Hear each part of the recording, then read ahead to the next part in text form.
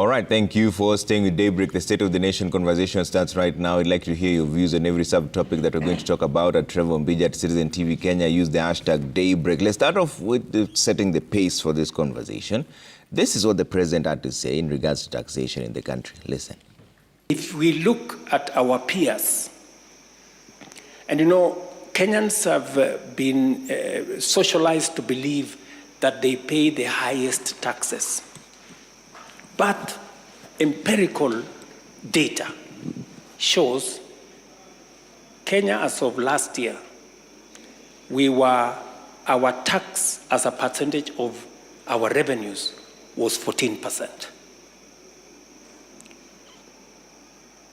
Our peers in the continent is on average between 22 and 25%, which means we are way below, our taxes are way below those of our peers, you know. And I'm not comparing ourselves with OECD countries. You know, countries like France are at 45%, you know, others are higher.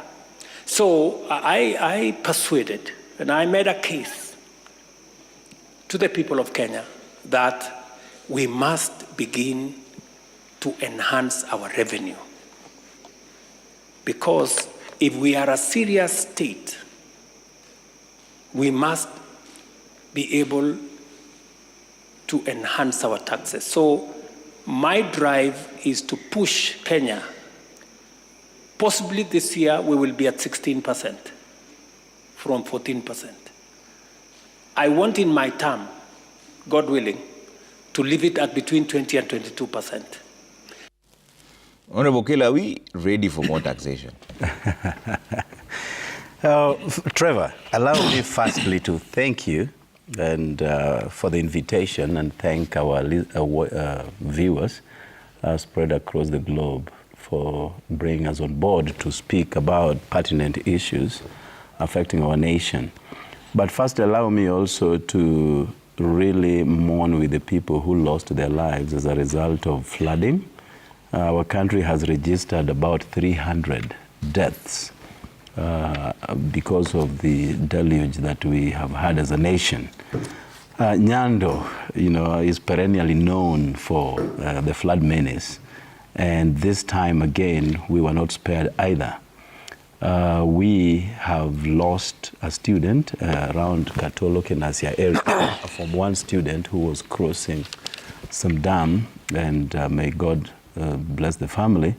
But this is a phenomenon that has cut across the Republic of Kenya. I'm afraid that the government's response hasn't been very impressive, particularly in my area of Nyando, where all the 5 wards were submerged from Awasi to East Kano to Ahero, Kabonyo, and Kubura. And most schools are still marooned to date. Schools around Kabonyo, only a paltry, have so far reopened for the second term schooling. So I would urge the national government, even as they run around the country trying to address the plight of the Kenyan citizenry, to also focus their attention on Nyando. By the dint of several letters that I have since written to the Ministry of Special Programs and ASAL, very little has been directed our way. But again, even the little that has gone there, I'm afraid, hasn't reached the intended recipients. We have some still stuck in our stores for reasons best known to the owners of those foods. We have seen government officials coming from that region getting into choppers to distribute 10 bags of rice and 10 bags of beans. Whether it is done as a show or a show of humanity, I do not know. But there is a collusion between certain government officials and councillors on the ground about the distribution process. I have written letters to the DCI. I have equally made a copy to the Office of the President, because I think this is something that should fall at the doorstep of the President himself, who has numerous times pledged that no flood victim should go hungry or should lack food. But Nyando people are lacking food, courtesy of a collusion between government officials from that region and certain councillors within Nyando constituency. So this is a matter that shouldn't be swept under the carpet. People are, marooned in evacuation camps. They have no food, they have no recourse, they have no medicine, they have no sanitation facilities. And it degrades, humanity. So this is something that we must, and we have no choice, but to address. And that is why I have made a letter to the President and to the DCI. Finally, I have heard, from many of my constituents that the cereals from the government stores are making their ways to the market in Ahero and Awasi, meaning somebody is selling government food. And that formed part of the letter that I did to DCI and the President. So somebody must be held to account. Or if the government isn't willing to help, just this week on Tuesday, I was running around the constituency giving out food supplies from my friends and the organizations that I'm affiliated with. So if the government is not willing, there are people who will be able to help. ODM party just launched yesterday the distribution systems, and they're working in tandem with the Red Cross Society. So the government can keep whatever they want or sell whatever they have, which they are already doing, and allow people of goodwill to step in to help. Now, back to taxes. There is this illusion by Ruto that a country can develop so perfectly by way of taxation. I don't know where he got this, because no country, at least from my readings, can develop solely on overtaxing its citizenry.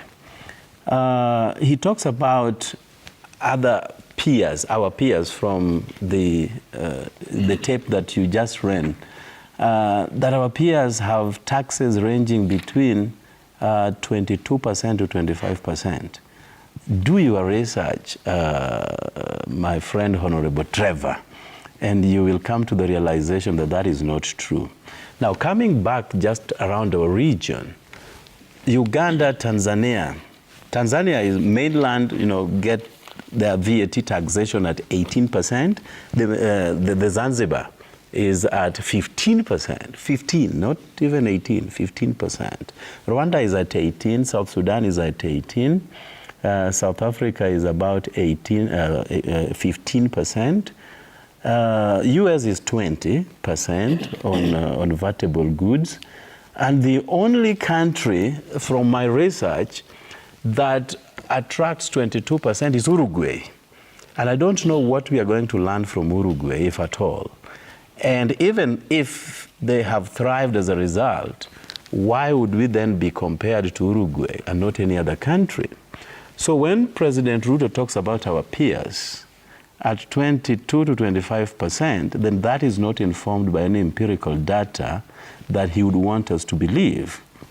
Now, you have several repercussions. Of course, we understand what GDP means, the wealth of a nation, which Kenya now stands at about $113 billion US. And if that is the basis upon which taxation will be derived, then we come to the basics, that sometimes you may be asset rich, but cash poor. So if somebody is cash poor, do you tax him just because he's asset rich? Do you then need to offload those assets, transform them into cash so that you can pay Ruto his taxes? We must understand where our country is coming from and the basis upon which people like President Uhuru Kenyatta, during the pandemic, had to bring down the VAT from 14% to 8% and removed or tax exempted lots of goods during that period to cushion Kenyans against adversities. So if Ruto, because again he has an economic council that is spending over 1 billion shillings, billion, for sitting down and thinking, And the only thought they have is how to increase taxes from 14% to 22%. That is the only thing these guys have ever come up with. Yet they gobble 1 billion shillings every year. And in fact, in this proposed budget, they are going to have much more, 1-point-something billion, for telling Ruto to increase taxes. That is the only thing that they are doing there. Okay. So the country is not ready to do so. You are aware that most of our companies are shipping their jobs abroad to Tanzania. If a tax regime becomes punitive, the resultant consequences is that investors move to areas that have fairer tax havens or fairer tax regimes. Okay. Nuto, what do you think? Are we ready for this tax increase? Because the president himself says that ultimately the plan is to increase it to 22% before his term ends. Thank you, Trevor. And I've listened very keenly to my very good friend, with whom we do athletics at, when we go for EALA. So we are athletes, me and the Honorable Okello. Yeah. And I think I want to first say that I sympathize with the situation of the people of Nyando and those of any other place that have been affected by floods. However, yesterday there were reports that we had another mudslide in Kemende at a place called Matadia, which I know very well because I school in Kijabi. Very sad. And it was very sad because we thought that with the rains having subsided, that we may not get this kind of unfortunate incidents. And so we sympathize with the situation in Nyando, and we want to send our condolences to families who have lost lives. In Kemende, Matadia, the reports that you had last evening were that there were people still suspected to have been trapped under tons of soil that they were just passing by. And so we are very concerned about that. But I think I would also like to challenge my good friend, Honorable Okello. He has said that there is collusion of government officials in the constituency and in the area who are actually even selling food meant for people affected by these floods, which is very sad if true. I think Honorable Okello should be able to identify who exactly, because he must have information. Of course, he has done very good by writing to the DCI, and he has said that he also has written to the president. But I think he also, because I know, somebody elected has a ground information. It is important that he points out officials, say it is the chief of this particular location, the sub-county assistant commissioner or something, and name names, because action must be taken against people who subvert such, or who, it's very sad. That should not be happening in this day and age. But Trevor, coming to the issue of taxation, I think for me, it should be a balance between the need to raise revenue and, cushioning our people, especially the poor. So I think that is a very delicate balance that needs to be struck somehow, because it is true that especially the poor, may not be able to bear much tax burden at this point in time. But then that must be looked at with the idea of what are we going to do to raise revenue, because the revenue must be raised anyway. So I think that is a balance that we need to strike, and I think these are proposals that have come from Treasury, Trevor, and I listened to the Chair of Finance Committee in the National Assembly, and he says that this is going to be subjected to public participation. I think the views of Kenyans will be collected. And I think for me, I would want to comment about the suitability of these proposals or otherwise after public participation has been done. But then I think, listening to Honorable Okello again, he says that no country has ever developed through taxation. I think what informs these proposals, and I think it's premature for me to talk about them, like I've said, I think it is the need to avoid borrowing. I think that is the major, that is the underlying, idea and the principle in this. What do we do? Because we need to raise revenue. Well, we still want to avoid borrowing. Because, of course, borrowing, when you borrow, you repay with interest. Yeah. But when you collect revenue locally, you avoid the issue of paying interest. And I think this regime is borrowing a lot from the regime of the late President Mwai Kibaki. Who even had this clarion call, kulipa ushuru ni kujitegemea. So I think the government finds itself in a situation where it needs to avoid borrowing, like I've said, in order to avoid, those high interests, while still wanting to cushion the common mwananchi, the poor. Yeah. But then talking about percentage of total revenue at 22%, I think I want to differ with Honorable Kello. Because I think in his analysis and the research that he has carried out, which I commend him for, I think he has just talked about VAT. But I think the president was talking about tax in general. When Honorable Kello talks about 15%, 18% in different countries, and only Uruguay at 20-something%, I think that is VAT. Yeah. Because, for example, we know that corporate tax is at 35%. So I think the president was talking about the total, percentage of taxes, not just VAT, all the taxes collected as a percentage of the gross revenue that is collected. So I think I want to correct Honorable Kello, not re-correct him, but to alert him. I think to say that the research that he has given, the figures he has given, are just about VAT. The president was talking about the total revenue, as I've said, as a percentage. I mean, the total taxes collected, the percentage that contributes to, as a percentage of the total revenue. Okay. Yes. Okango, what are your thoughts? Are we ready for this? Thank you, Trevor, and thank your viewers. I must say that as a coalition, we forewarned Kenyans on 22nd of February this year.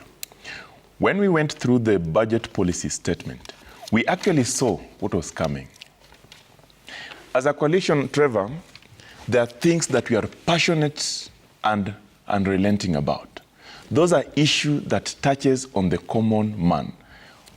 Our able member from Nyando, Jared, knows that the people of Kenya are suffering, and it is in the interest of every leader to address the issues of concern to them. And that is what they do in the National Assembly as a constitutional requirement.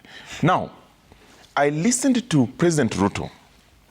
President Ruto actually confirms to the public and to the world that he is going to tax Kenyans more because that is the only way, in his view, he can develop the country. We believe that to develop this country, you must cut down on taxes. You should not put more taxes on Kenyans. Number two, look at who is most affected by Ruto's tax regime. Is the people who are at the bottom of the pyramid. The burden of taxation must be shared equitably. But when you look at the Finance Bill 2024, that bill, they say it is a proposal. Well, it is a proposal to tax the hustler. It is a proposal to tax the mamamboga. When you increase VAT or you put VAT 16% on bread, you are basically killing the poor. That is what Ruto is doing. Number two, we have also seen the effort by this regime that my good friend Senator Nyutu is defending to now tax the creative industry, where the most vulnerable people are. The young people, the youth, who are using their content to monetize. They call it digital marketplace. That place, and I listened to Ruto, he said, in Kenya, they have enabled that space to be operationalized by young men and women. And he talked of Twitter, Facebook, Meta, all that. That is the space that they are going to tax 20% of its income. Who are the beneficiaries of that place? The young people. Who is he punishing? The young people. And we know that his intention is to make the lives of these young people difficult. Trevor, we are very saddened that we are being told that those are just proposals that will go through public participation. Let me remind the people of Kenya. When the Finance Bill 2023 came, in this very studio, Citizen TV did their best and hosted even the budget chair, the finance chair, and they told the people that they are going to subject the proposal through a public participation as a requirement by law. In any case, the members of parliament are mandated to facilitate that public participation. But the principle is that the views of the public must be factored in the final decision-making process. The final decision-making came in the enactment of that bill. Very little of the views of the public were factored in. The people of Kenya said, we don't want housing levy. They forced it. The people have said, we don't want double taxation on fuel. They forced it. So when you tell us that these are going to be subjected to the public, and we know that public participation in this country, particularly with a regime like this, does not matter, we are telling the people of Kenya that you should be ready to be taxed to your death, because this is a regime that is heartless and reckless. They don't care. What we have seen again in this, look at the motor vehicle tax. They are telling us that if you don't want to pay motor vehicle tax, leave your car. That is what the media was quoting from the finance and planning chair.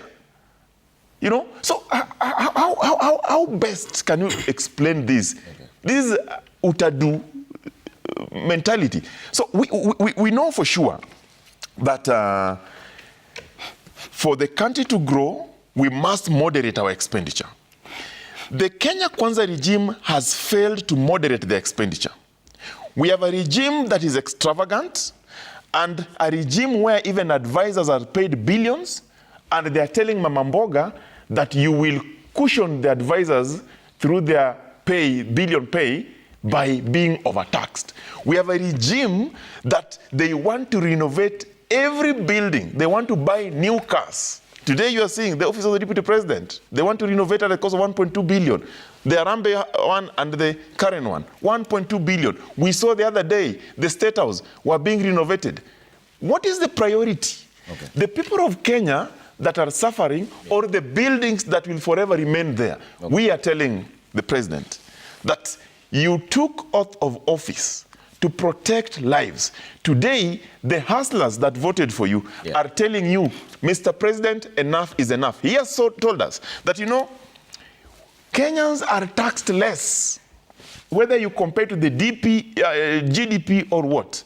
But the essence of doing that, Trevor, is you actually increase taxation on everything to achieve the 22% compared to the GDP as he talks about. So we are asking, Mr. President, that for us in the coalition, we know that you cannot grow this country through taxation. Okay. But we know you can use the principle of public finance by ensuring that the burden of taxation is shared equitably.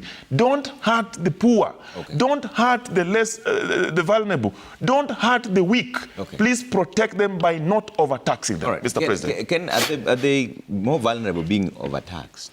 Yeah, thank you, Trevor. Once again, allow me be grateful for having this opportunity to ventilate on matters as they are pertaining to the national interest. And I want to also join my friends and colleagues in wishing those who have had challenges of flood and landslides, quick recovery for those who are injured, and also peace, especially this time when those families are facing those hardship. I want to come to taxation. Article 209 of the Constitution of Kenya anchors the role and the principle of taxation in Kenya.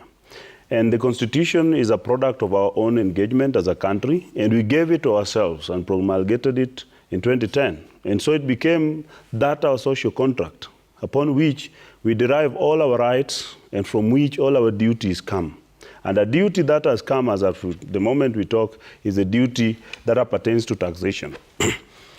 Every government in this world must only survive by taxation. That's the largest and the most cardinal source of revenue for any government in whichever part of the world, whether in Africa or outside Africa. And therefore, Kenya cannot be excluded. And I think the first important thing, our leaders, and I want to maybe focus a little on what Honorable Jared Okello said. When Frederick Okango refers to Honorable Jared Okello as able member of their coalition, yet we know that there are certain statements he made which are not actually correct in respect of what is, or in respect of the foregoings. And I'm happy that the member has corrected that. That what the president said was not in respect of value-added tax. And he made the comparison based on those. So I think the clarification has been made. I cannot go back to that. The budget that the government is focusing on was initially 4.2 trillion, but it has been reduced. And the government has come up with the methods of raising revenue. First, in the appropriation bill, which I believe they are going to ventilate in the nearest future, there is a section for what is expected source of revenue and also what is expected expenditure. It really baffles me when I see member of parliament or members of parliament coming to ventilate as to how much is allocated for what particular project or activity, which actually they are supposed to be ventilating in parliament. Because if they talk about how much has been set aside for what particular job or what particular activity, which they feel is not supposed to be done, then I know that they have an avenue. In fact, we who don't sit in parliament are the ones who should utilize this avenue to tell Kenyans about that. Yet they have that particular very important and authentic avenue to discuss this. And so brings me to this finance bill. The finance bill is a document which is generated and developed by the government for purposes of informing the public as to where they are going to raise their revenue. And this is a proposal which is taken to Parliament for discussion and also is being subjected to the public for public participation. If they say that the trend in this country is that whenever there is public participation, the government always gets its way, it is then their duty to check the role that they play as opposition. Do they play it correctly to allow or disallow government from getting its own way? I am hereby saying, effects of, when we talk about taxation, it is not a punishment. I think when they say that you punish the poor, taxation is not punishment. Because Kenyans are not overtaxed as even it is said. I want to defend that position. That one... That we are not overtaxed. We are not overtaxed as we speak. Okay. Because, let us see, there are different types of taxes. The ones which affect people directly is what is called private income. That is income tax. Income tax is actually, look at the employment, the pay slips. I saw one of the nurses explaining to us the nature of their pay slip. There's only 30% pay as you earn, which has not been increased. Kenyans must know that the pay as you earn has not been increased in this finance bill. It is still remaining 30% of your income. And there's no any other tax except levy. Housing, it is a levy, it's not a tax. It is a levy which is intended that there be development of housing, and such individuals who are capable of acquiring those houses do acquire them and then pay back, so that those who have not acquired will have the refund or maybe necessary reimbursement of their collection. But the government is creating income pool so that they can develop those housing. And in fact, the government was vindicated when the opposition leaders went to Mathari and realized how Kenyans live in very adverse condition. And they even asked the president now to give those affordable housing to the people who are suffering there. So they saw actually that Kenyans really need those things. It's only that they were refusing simply because the opposition we have in the country is merely created to oppose, without clue, without idea, without agenda, and they want the president to do as they think, yet they failed to acquire the position of leadership in this country. I can tell you that when we talk about motor vehicle tax, every time the opposition leaders talk, they say Kenyans are supposed to compare themselves to countries like Singapore. We say at a particular level, we were the same as Singapore. But go to Singapore, Trevor. For you to acquire the ability to have a vehicle on the road in Singapore, leave alone buying the vehicle, you require a license of 140,000 Singaporean dollars. That one translates to 106,619 US dollars. You will require that first before you go to the market to buy. If you go to London, for example, you will require particular parking fees which you must show that you are able to give before you can be allowed to put a vehicle on the road. In Kenya, we have never been charged any penny for having a vehicle on the road, except for fuel levy and a few taxes which are involved in that. So, are you comparing Kenya with London? Yeah, I think I was very quiet. Even if you're comparing Kenya and London, there is taxes for the vehicle the moment you buy it. I was very silent when he was executing his you can't point. mislead the public. I'm not misleading the public. We have to live in the global world where everything moves as per the globe, as per the dictates of the international community. And we cannot pretend in Kenya. When the president said comparing ourselves, we are a state in Africa and also in the world. And every time the opposition talk, they want to compare us to those countries, especially when they want to challenge the government. Why is it that when now the government is challenging them to the same duel, government cannot use the opportunity to compare with those other countries? Because Singapore is not as big economy as we are, but we are supposed to be age mates, as is referred. Therefore, I'm telling you that tax is a way by which government raises revenue, and it is duty of parliament. And I want to take this thing back to parliament. Kenyans, according to Article 1 of the Constitution of Kenya, have that right. Sovereignty belongs to the people, and they can exercise it either directly or indirectly through their elected representatives. Okay. So if elected representatives have been given duty in parliament, like it was in the Finance Bill of 2023, Honorable Jared Okello and his friends decided to run out of parliament instead of debating the finance bill, and then they said that the government got its way. Let our members of parliament go to parliament, do their job, and then don't take back the blame to anybody, because Parliament is the house that makes laws, is the house that amends laws, is the house that makes every law obsolete or otherwise functional. So they need to do their work, not to challenge. The president has only made a proposal. It will go to them. Kenyans will propose their amendments as they so wish, but Parliament will have a final say in rubber stamping or otherwise correcting if there is any correction to be made. So Parliament must first of all stand up for the Kenyan people, and if they decide it is a collective responsibility, whether you vote no, or you vote yes, or you run out, or you sit in Parliament, Kenyans will all come back to them, not the president. Thank you. I have to take a quick break here. When we come back, we're still now talking about the actual details of the finance bill. And the question is it more punitive towards the hustler or not? But that's a conversation we're having right after this. We'd like to hear your views as well. At Trevor Mbija at Citizen TV Kenya, use the hashtag Daybreak. We're back shortly.